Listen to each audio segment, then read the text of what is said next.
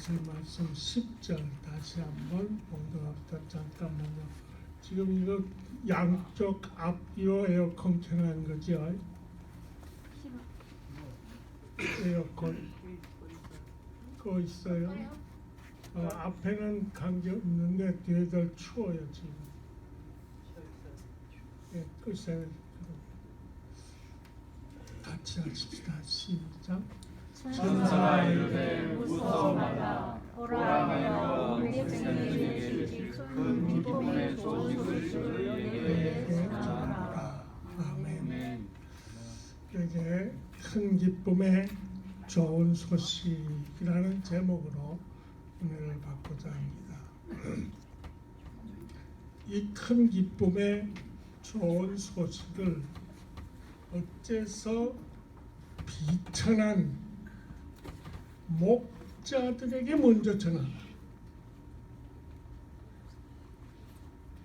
이 목자는 천할 뿐 아니라 아주 가난하고 굶주림에 시달리는 사람들이 목자인데 왜 하필 수많은 사람들 중에 그런 곳으로 전하게 했을까? 굶주리고 지금 괴로워서 뼈만 앙상하게 남아있는 세계 각지의 식량난으로 고생하는 그런 모습들 우리가 많이 보는데 왜 그런 자들에게 먼저 큰 기쁨의 좋은 소식을 전하나 하는 의문이 생깁니다. 또 의문이 생기는 것은 왜 밤에 전하지? 캄캄한 밤에는 누가 보지도 듣지도 잘 하기 어려운 그런 때보다 낮에 다 큰 기쁨의 좋은 소식을 알게 안 하고 뿐만 아니라 왜 큰 기쁨의 좋은 소식을 더 더럽고 더러운 구유에 누여있는 예수님으로 탄생하게 했어요 하나님 하고 하나님께 손가락질하면서 대드는 그런 소식으로 들려지게 합니다. 지금 아주 무서운 소식, 이슬람 극단주의자들이 테러하는 모습, 소식 무섭잖아요. 왜 하나님이 이렇게 해? 하는 의문이 들 수 있습니다. 하지만 큰 기쁨의 좋은 소식을 우리 번역에는 좋은 소식을 되어 있지만 새로 나온 번역, 한글 번역들이라도 다른 성경 번역에는 큰 기쁨의 좋은 복음으로 되어 있어요. 정말 예수님의 탄생은 큰 기쁨의 좋은 복음이 될 수밖에 없는 건 하나님 외에 예수님에게만 경배를 드려야 할 뿐임을 성경은 마태복음 2장 11절에 말합니다. 같이요. 집에 들어와 아기와 그 모친 마리아에 함께 있는 것을 보고 엎드려 아기께 경배하고 보배함을 열어 황금과 유황과 몰약을 예물로 드리니라. 그냥 경배 안 하고 동방으로부터 온 박사들은 황금, 유황, 몰약 예물로 드리게 될 유일한 하나님 외에 또 다른 예수님만 경배할 분이기 때문이라는 걸 말하고 있어요. 또한 오직 예수님만 죄를 깨끗이 사함받게 해주실 유일한 구세주이심을 마태복음 1장 1절 같이요. 시작. 아들을 낳으니 이름을 예수라. 이는 그가 자기 백성을 저희에게서 구원할 자이시라. 여기 고날자는 죄악, 죽음, 멸망에서 고날자는 예수밖에 없다. 그리고 예수님만이 참된 평화를 주실 수 있는 분이기 때문입니다. 그래서 하나님은요, 우리가 캄캄한 밤 같은 죄악 세상에서 죄 짓고 살다가 멸망당하는 것 조금도 원치 않습니다. 뿐만 아니라 구유처럼 지저분한 세상에서 고통만 당하다가 지옥으로 가게 되는 걸 하나님은 정말 원치 않습니다. 오직 큰 기쁨의 좋은 소식이신 예수님을 구세주로 믿는 믿음을 가지고 하늘나라도 영원히 가게 되지만 이 땅에서도 큰 기쁨의 천국 생활을 누리고 살기를 원하십니다. 아멘. 우리 아버지 하나님은 따라서 예수님을 구세주로 믿는 믿음을 주시는 분이시고, 예수님을 못 믿게 하는 놈이 있는데 그 놈이 누구지요? 악한 마귀 사탄 놈을 짓밟고 따라 뭉개어 물리치고 마귀를 물리치고 고난을 이기고 평화를 누리게 해 주시는 분이 우리 아버지 하나님, 참된 평화 이 땅에서 누릴 수 있게 되기를 우리 아버지 하나님은 중심으로 원하십니다. 산고 백합화 성도들이여 하늘의 저 나라를 바라보아라. 이 영원 무궁 신천 신지 평화의 세계, 그것이 우리 살 곳 참본 향이라.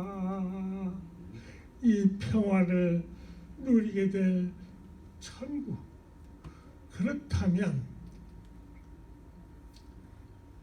구체적으로 8절을 한번 보셔서 왜 큰 기쁨의 소식이 목자들이 갔는지 보십시다. 시작.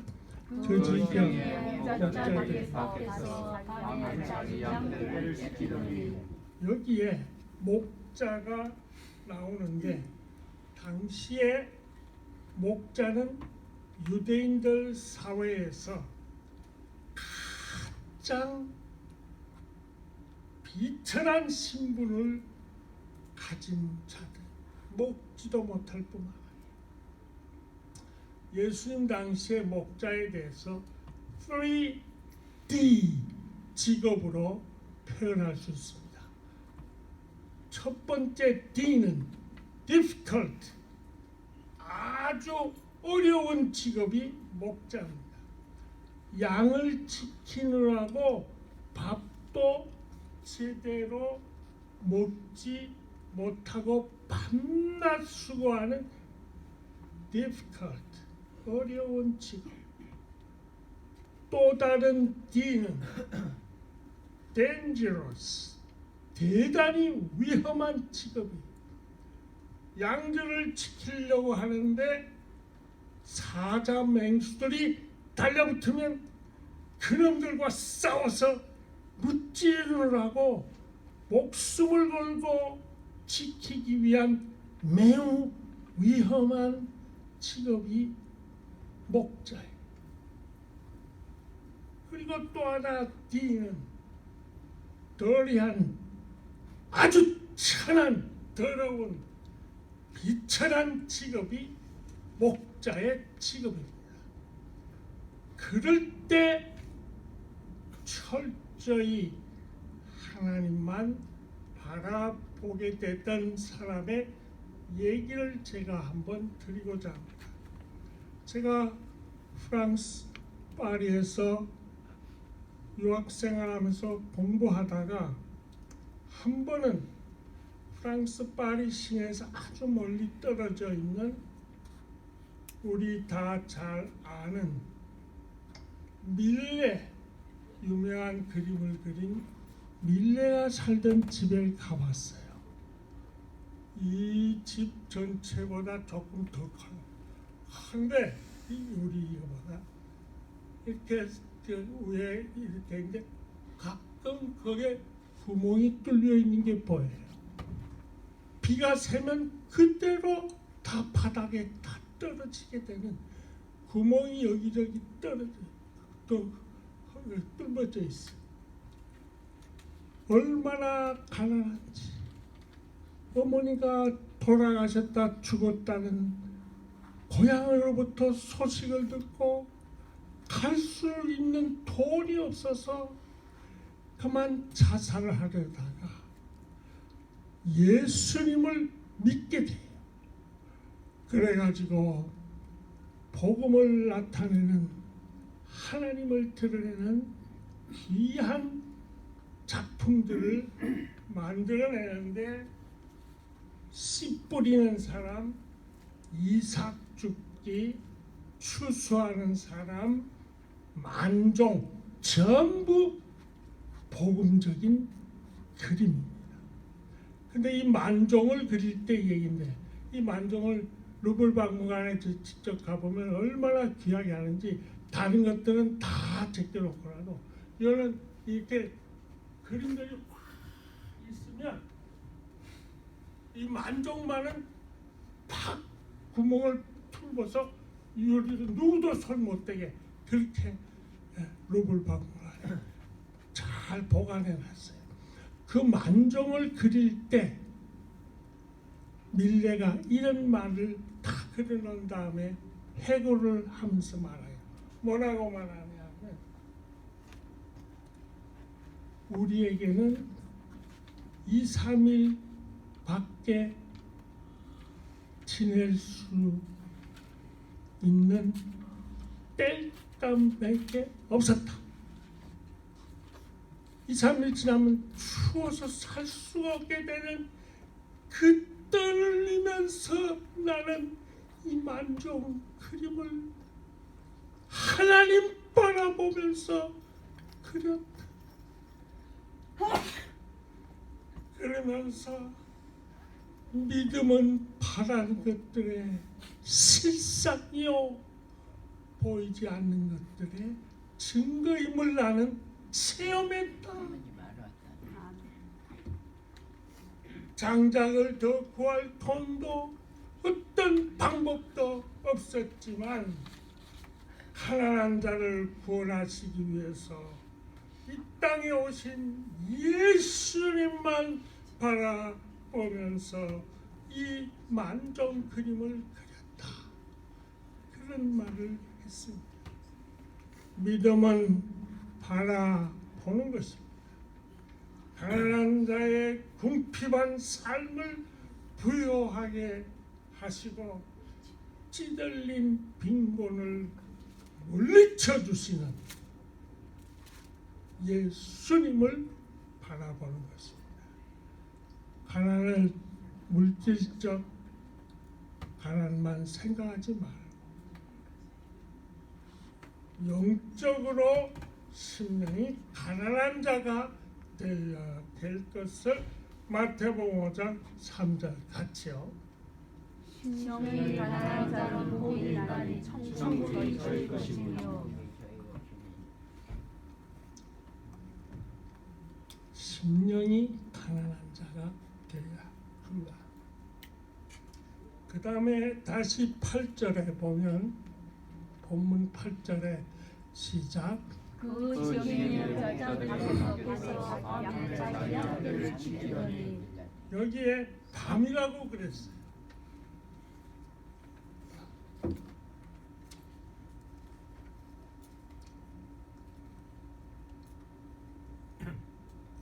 밤은 어둡습니다. 죄악으로 어두워진 세상을 상징합니다. 이런 밤을 빛 대신 예수님께서 밝히기 위해서 오셨기 때문에 큰 기쁨의 좋은 소식이 되는 것입니다. 밤은 무서움을 줍니다. 9절 10절에 무섭게 하는 이 밤이라는 말 여러 번 나오는데 왜 무섭습니까?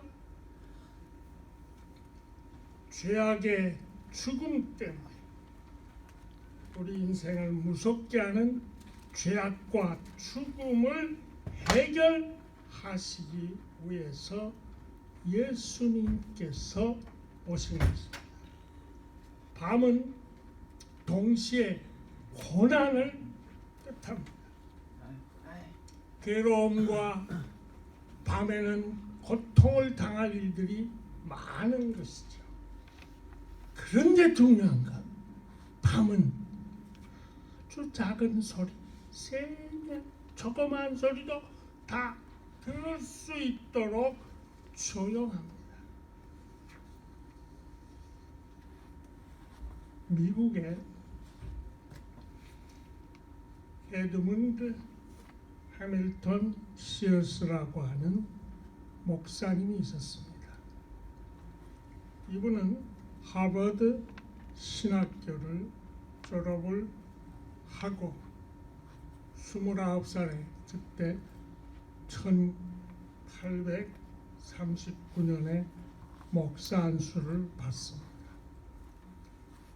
대도시에서 오라고 하는 그런 것 뿌리치고 아무도 안 가는 작은 교회를 찾는데 목자가 없어서 문 닫게 되는 조그마한 버림받은 동네 웨일랜드에 가서 웨일랜드 교회를 섬깁니다. 신학 박사로서 많은 책을 쓰면서 목회를 합니다.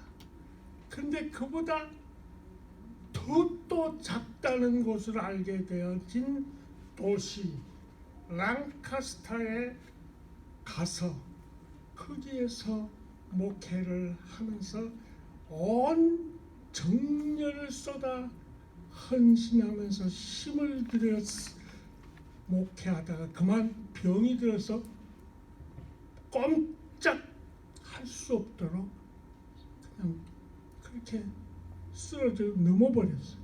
죽어갈 정도로 넘어갔어요. 의사가 치료해 주면서 조금 더 하면 당신 죽어요. 권유를 받아들고 완전히 회복될 때까지 그 랑카스터에서 목회하다가 마지막 목회지가 되어지는 웨스턴에 있는 더 작은 교회, 이 정말 작은 교회에 가서 그 다음에 건강을 되찾아 목회를 하다가 70 가까운 68 나이로 세상을 떠납니다. 그런데 웨일랜드 제일 처음에 목회했던 웨일랜드 교회에서 신학 박사로서 글을 쓰는 중에 아주 떠오르는 귀한 찬송을 쓰게 됩니다. 그 찬송을 쓴 다음 15년 후에 지금 우리가 좀 이따 부르겠는데 15년 후에 남북 전쟁이 일어나는 비참함이 내다보게 되어질 그 찬송이에요. 이때는 아직 유명한 D.L. 무디 같은 그런 목사님도 태어나 있잖아요. 근데 이 모든 것들을 예상 느끼게 하는 찬송, 우리 같이 112장 1절만 같이 합시다.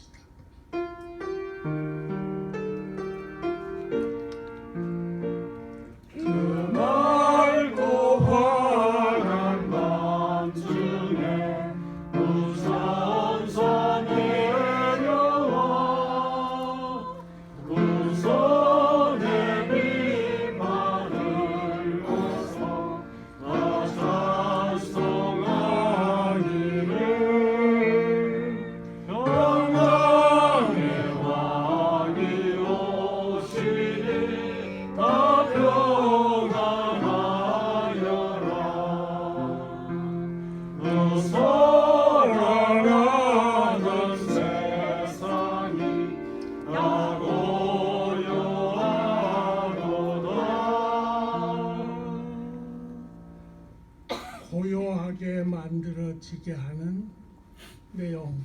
15년 후에 남북 전쟁이 일어날 때 이 찬송들을 남북이 서로 11월 남북 전쟁 미국 11월인데 그 남북이 서로 부르면서 고요해지게 만드는 이 찬송으로 전쟁이 잠시 멈춰지기도 했던 이 주인공 예수님이 큰 기쁨의 좋은 소식인 것을 말합니다.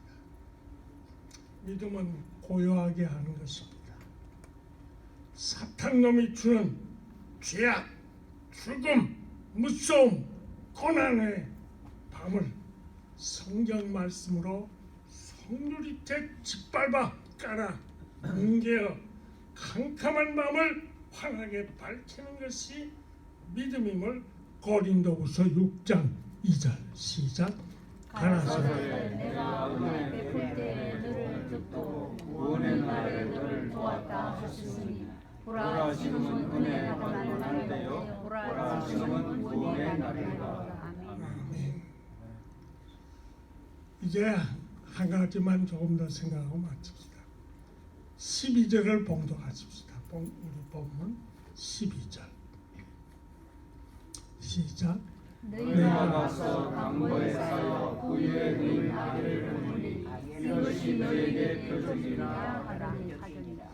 여기에 구유에 누인 예수님을 본다.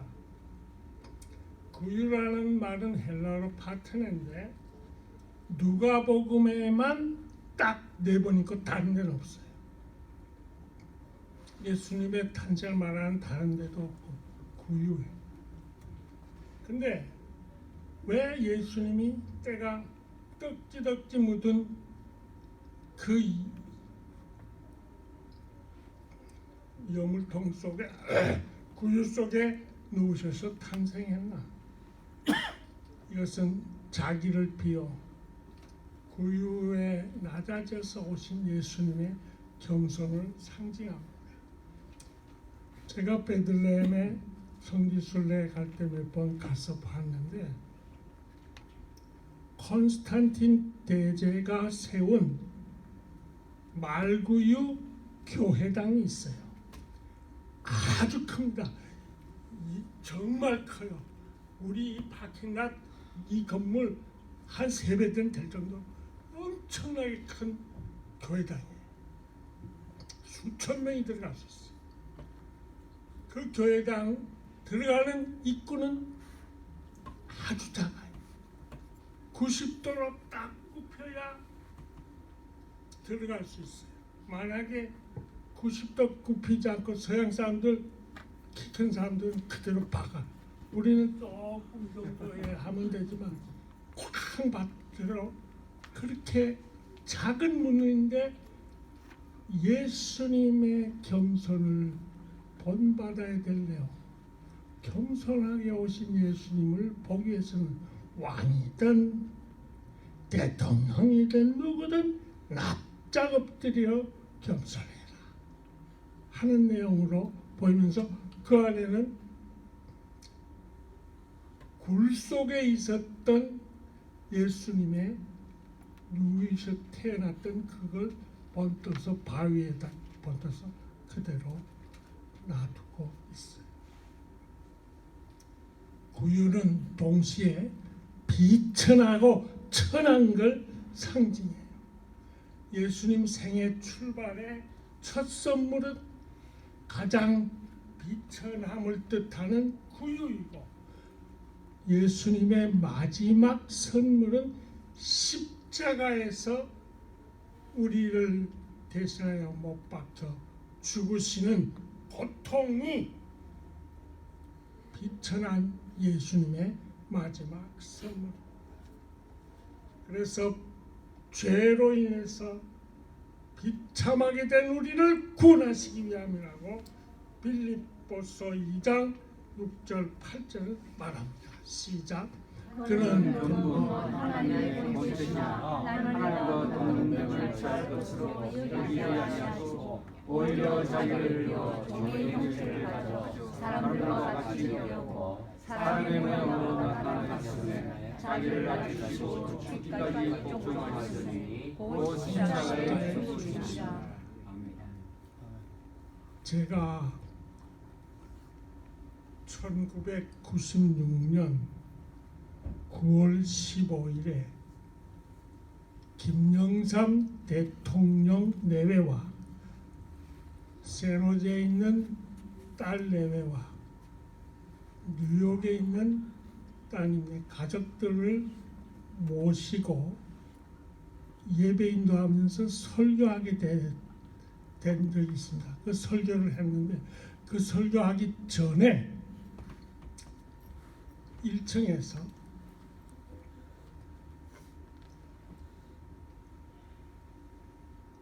이 예배 전에 상을 받으러 대통령이 왔는데 우리의 그 대통령이 다른 나라 다 돌고 루즈벨트 장애인상을 받기 위해서 나라 민족을 대표해서 왔는데 한 250여 명이 꽉 모여 있었어요.